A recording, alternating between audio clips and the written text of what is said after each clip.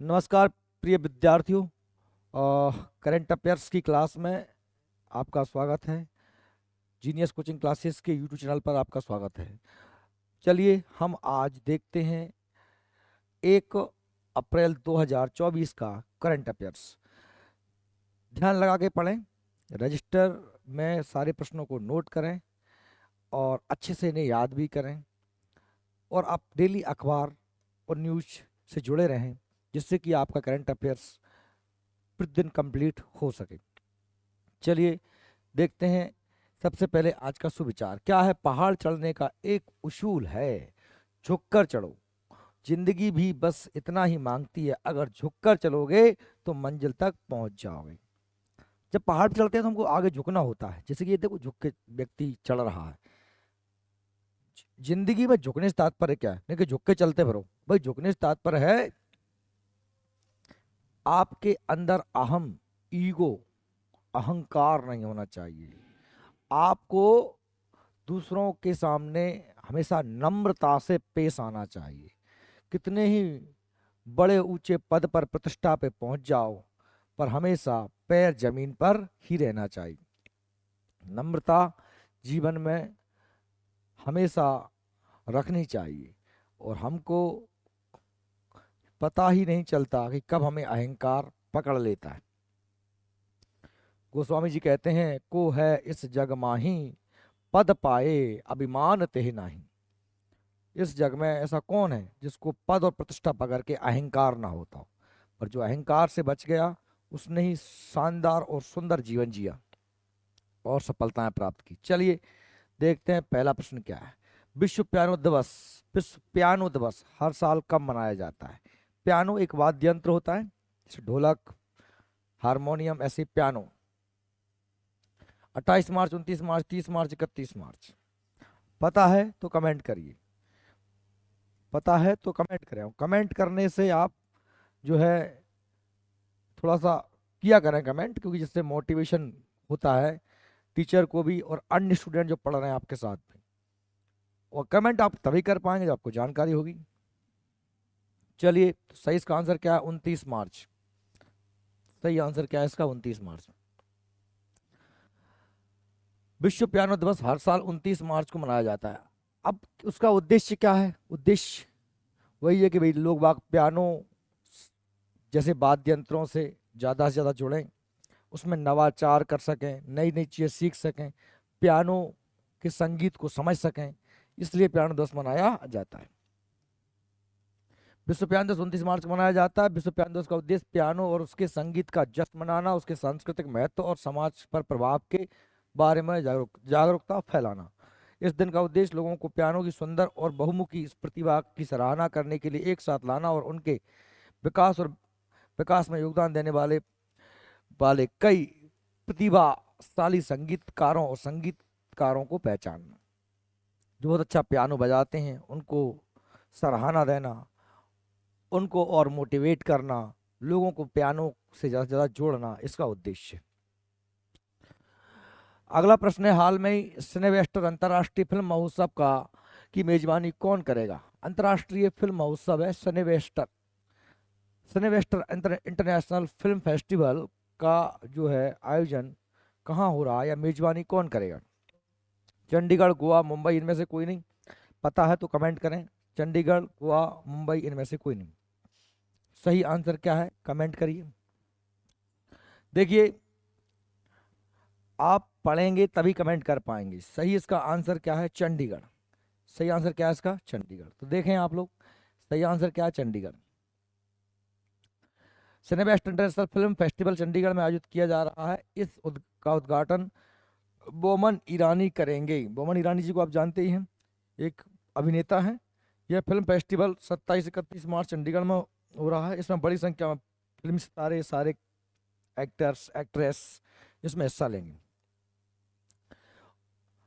तो ये अच्छा प्रश्न था। महोत्सव की शुरुआत जूलियट बिनोचे अभिनीत फ्रांसीसी पाक नाटक द टेस्ट ऑफ थिंग्स, यानी इस महोत्सव की शुरुआत में एक नाटक प्रस्तुत किया जाएगा जो जूलियट बनोचे ने जिसमें एक्टिंग की है। और इस नाटक का नाम है the test of things. Test of things से होगी, जिसके निर्देशन टॉन अन हन को कांस में सर्वश्रेष्ठ निर्देशक का पुरस्कार भी जीता था। यह दक्षिण कोरिया की 2024 की सबसे ज्यादा कमाई करने वाली फिल्म हॉरर ड्रामा एहुआ एहुमा एहुमा या पामियो एगहुमा या पामियो के साथ समाप्त होगा। यानी कि स्टार्टिंग होगी नाटक द टेस्ट ऑफ थिंग्स से और समापन होगा एक जो पिक्चर है, कोरियाई पिक्चर है एगहुमा या पामियो, इस पिक्चर से इसका समापन होगा। साथ ही मैं आपको एक और बता दूं तीसरा क्वेश्चन लेने से पहले कि भाई जिन लोगों को, जिन लड़कियों को महिला सुपरवाइजर देना है, और चूंकि उसका कैलेंडर में, व्यापम कैलेंडर में 2000 जून का डेट डला था, अब शायद करेक्शन हो सकता है कि जून में संभावना कम ही दिख रही है मुझे,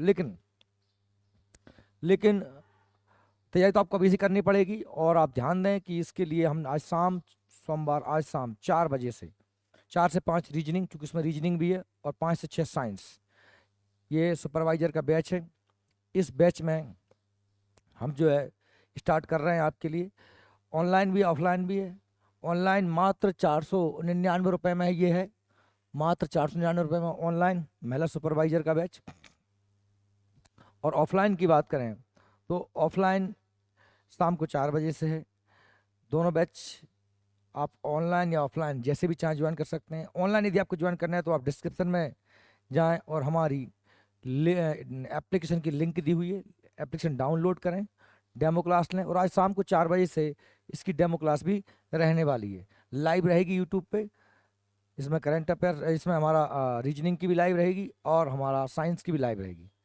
ठीक है, अगला क्वेश्चन तीसरा है, हाल में ही एयर ट्रांसपोर्ट अवार्ड 2024 में किस एयरलाइंस को एयरलाइंस ऑफ द ईयर के लिए नामित किया गया है। अवार्ड का नाम है एयर ट्रांसपोर्ट अवार्ड 2024। ये किस एयरलाइंस को मिला है?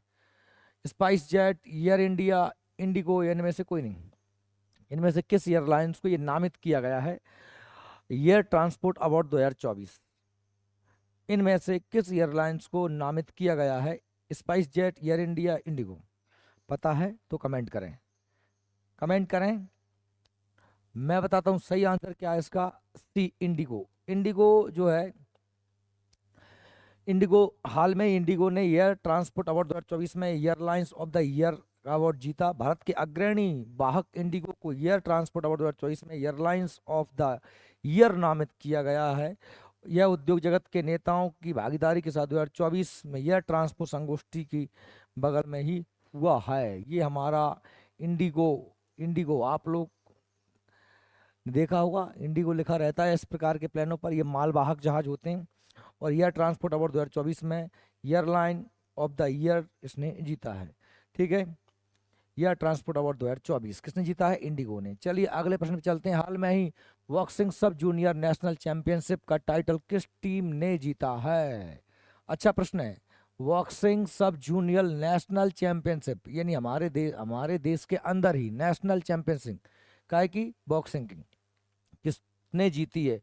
हरियाणा, बिहार, कर्नाटक या राजस्थान? नेशनल चैंपियनशिप काय की? बॉक्सिंग की, जूनियर बॉक्स, सब जूनियर। अगर आपको मालूम है तो कमेंट करें, कमेंट करिए और देखिए क्या है सही आंसर। इसका सही आंसर है, आप समझ ही सकते हैं क्या होगा, हरियाणा ही होगा, क्योंकि खेलों के मामले में हरियाणा ही अग्रणी रहता है। ठीक है भाई, हरियाणा, बिहार, कर्नाटक, राजस्थान में सही आंसर हरियाणा है। यहाँ हरियाणा, यहाँ के मुक्केबाज सब जूनियर राष्ट्रीय चैंपियनशिप में लड़के और लड़कियों दोनों ने टीम खिताब के साथ कुल 19 पदक जीते। टीम खिताब भी जीता और 19 पदक भी जीते हैं। जिसका चैंपियन बन गया। लड़कियों के वर्ग के मौजूदा चैंपियन हरियाणा ने 64 अंक लेकर तालिका में शीर्ष स्थान पर रहा। यानी उसके टोटल अंक कितने रहे? 64 रहे, और पूरी जो लिस्ट है उसमें टॉप पर रहा हरियाणा। उसने 7 स्वर्ण और 1 रजत और 2 कांस्य पदक भी जीते। चलिए, तो इस प्रकार से हमने देखा कि सब boxing sub junior national championship Haryana ने जीती है। इस प्रतियोगिता में भारत ने कुल 26 सदस्यीय टीम भेजा था। इसमें 12 सदस्यीय 12 भारतीय फाइनल में क्वालिफाई किया है। चलो ठीक है, ये आगे देखते हैं। हाल में ही अगला क्वेश्चन, हाल में ही जल संसाधन नियंत्रण पोर्टल लॉन्च करने वाला पहला राज्य कौन सा है? पहला राज्य कौन सा है? देखते हैं।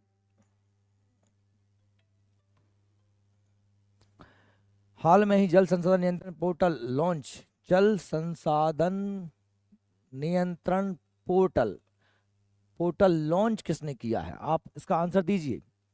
पोर्टल लॉन्च करने वाला कौन सा राज्य बन गया है? बिहार, हरियाणा, राजस्थान, कर्नाटक।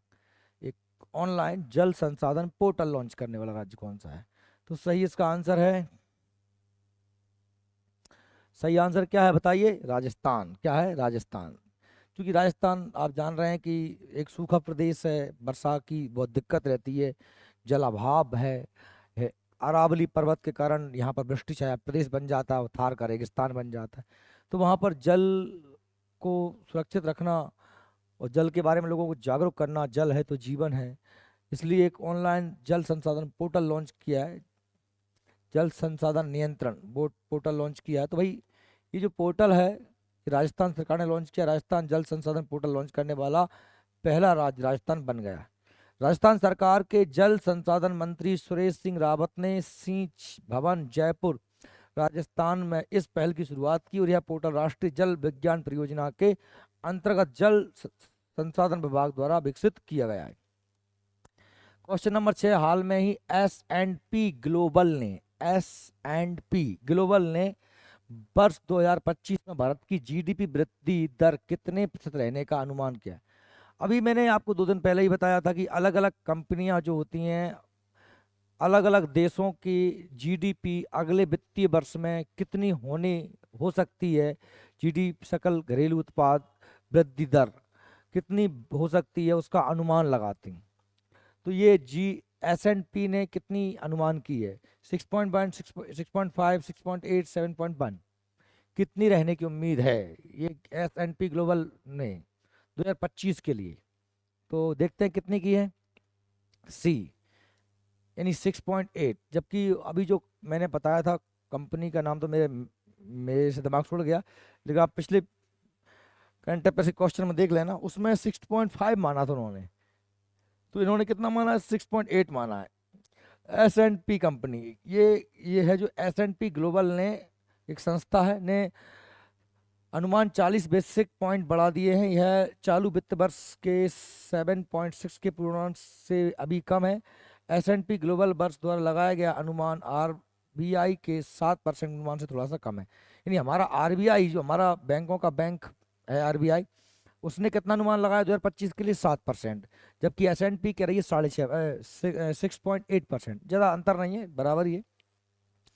इसने वित्तीय वर्ष 2024 25 26 26 27 28 के लिए अपने पूर्वानुमान अभी नहीं बदला है। जो उन्होंने कहा है 2024-25 भारतीय अर्थव्यवस्था 6.1 की दर से बढ़ेगी, ऐसा कौन कह रहा है? S&P ग्लोबल संस्था। कौन कह रहा है? S&P ग्लोबल संस्था। ये अनुमान लगाते रहते हैं और अपने आंकड़ों में, मान लीजिए इस तरह का ये अनुमान लगा दिया हमेशा के लिए फिक्स हो गया।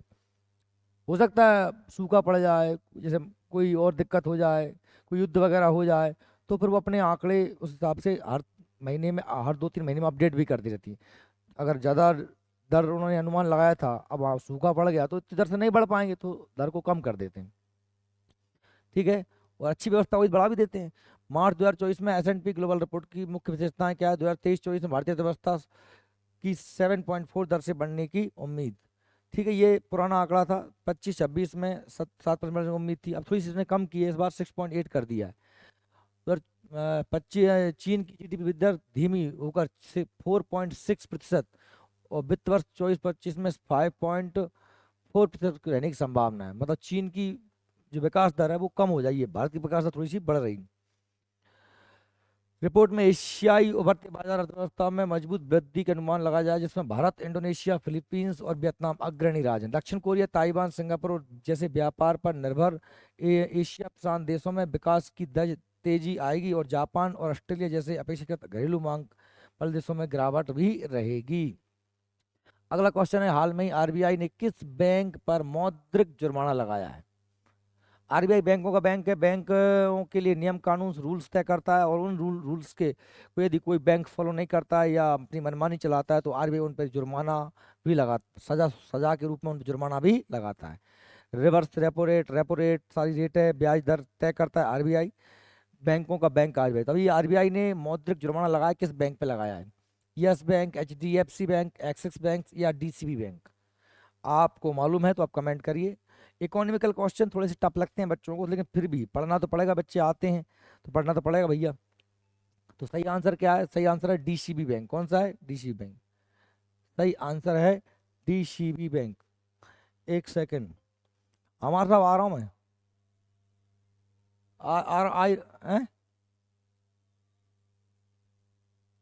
आओ, तुम कहाँ होगे? तो मैं कहाँ जाऊँ? चंदन स्मार्ट हो गए थे।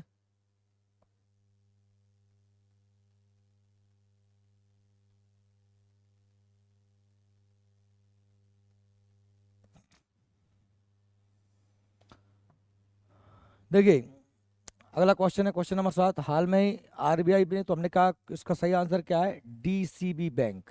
क्यों लगाया भैया? देखिए, हाल में ही आरबीआई ने डीसीबी पर 63.6 लाख रुपए का जुर्माना लगाया है।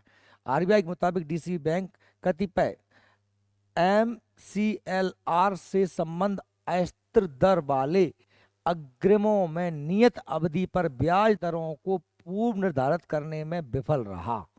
मतलब इसने जो तय दरें थीं, उन दरों को पहले से फिक्स नहीं कर पाया, पूर्व निर्धारित नहीं कर पाया।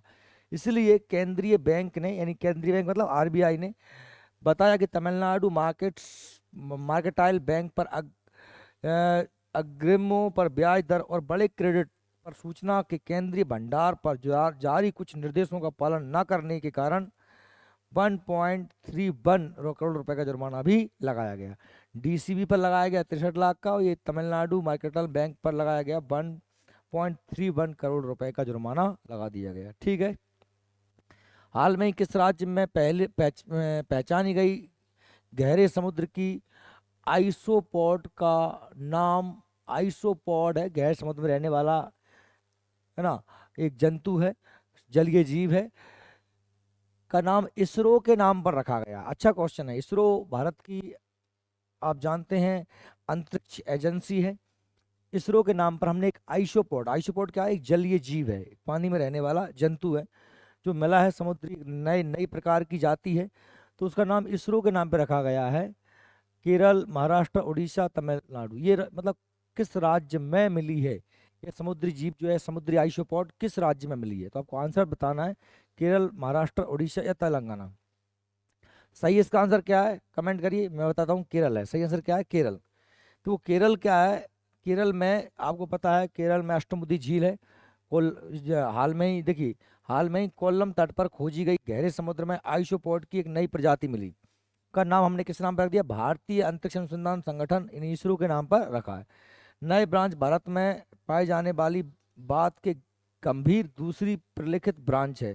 मतलब एक जो आइसोपॉड की एक नई शाखा मिली है, इसे भारतीय अंतरिक्ष एजेंसी के प्रभावशाली अंतरिक्ष अभियानों की परिभाषा में क्या नाम रखा है इसका? ब्रूस थोआ इसरो नाम दिया गया है। ये जो नई आइसोपॉड है, आइसोपॉड है क्या समझिए? आइसोपॉड एक जलीय जंतु है, जो एक नई प्रकार की जाति मिली है, जिसका नाम हमने इसरो के नाम पे रखा, क्योंकि इसरो ने बहुत सारे मंगलयान, चंद्रयान जैसे यान भेजे। इसरो के नाम पर इसका नाम क्या रखा है? ब्रूस थोआ इसरो रखा है। ये ये जीव है, अगर आपको देखना है तो ये एक प्रकार का झींगा टाइप है, जलीय जीव है। कोल्लम में खोजी गई आइसोपॉड की नई प्रजाति का नामकरण इसरो के नाम पर किया गया है। ये ठीक है। आपको देखना है तो आप समझ सकते हैं, अगर आपको थोड़ा और मैं दिखा दूं जूम करके, तो आप इसको देख सकते हैं, अगर आपको लग रहा है कि क्या होता है भैया। तो ये देखिए, गौर से देखिए, ये एक ऐसा जीव है, ये समुद्री जीव है, झींगा टाइप का आइसोपॉड है, जो मिला, इसका नाम हमने इसरो के नाम पे रख दिया है। ठीक है।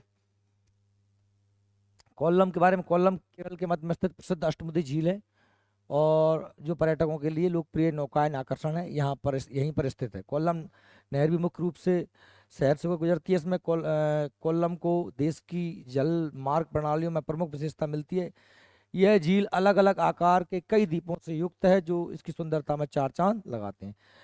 और यह शहर कई समुद्र तटों इस समुद्र तटों के इस पे तटों पर घर भर बने हुए हैं जो शांत शाम बिताने के लिए उपयुक्त हैं। इसके अतिरिक्त कोल्लम के पूर्वी हिस्से में एक महत्वपूर्ण वन क्षेत्र भी पाया जाता है जो सेंदुरिनी, थेनमाला और पल्ला रूबी जैसे कई पर्यावरण पर्यटन परियोजनाओं के लिए आवास प्रदान भी करता है। हाँ, ये बात हो रही थी कोल्लम के बारे में। कोल्लम कहाँ पर है? अष्टमुदी झील जो केरल में है, वहाँ पर स्थित है। ठीक है, वहीं पर हमें जो ये जो हमें आइसोपॉड की प्रजाति मिली है, ये क्रस्टेशियस प्रजाति की है और इसका नाम हमने इसरो के नाम पर रखा आइसोपॉड का। ओके, चलिए बात करते हैं आगे। अगला क्वेश्चन, हाल में भारतीय सेना ने किस देश की सीमा पर आईडीडी एंड आईएस सिस्टम तैनात किया है? भूटान, जापान, चीन, Pakistan. IDD and IS system तैनात किया है किस देश की सीमा पर? भारतीय सेना ने किस देश की सीमा पर आईडीडी एंड आईएस सिस्टम तैनात किया है? भूटान, जापान, चीन, पाकिस्तान। कमेंट करें, पता है तो आपको। सही इसका आंसर क्या है? इसका सही आंसर है सी। देखिए, आप समझ रहे हैं कि जापान की सीमा पर तो हम करने को नहीं ठहरे, क्योंकि भाई जापान तो हमारे पास है ही नहीं, सीमा ही नहीं लगती। भूटान बेचारा गरीब देश है, उसकी सीमाओं की सुरक्षा की बहुत ज़्यादा आवश्यकता है नहीं है। या तो पाकिस्तान के साथ करेंगे या चीन के साथ करेंगे। और पाकिस्तान की आजकल हमने दुर्दशा कर रखी है, वो बेचारा रोटियों से मोहताज है पाकिस्तान। तो पाकिस्तान की ओर आजकल हमारा ज़्यादा फोकस नहीं है। आजकल हमारी सरकारों का फोकस किस पे है? चाइना पर।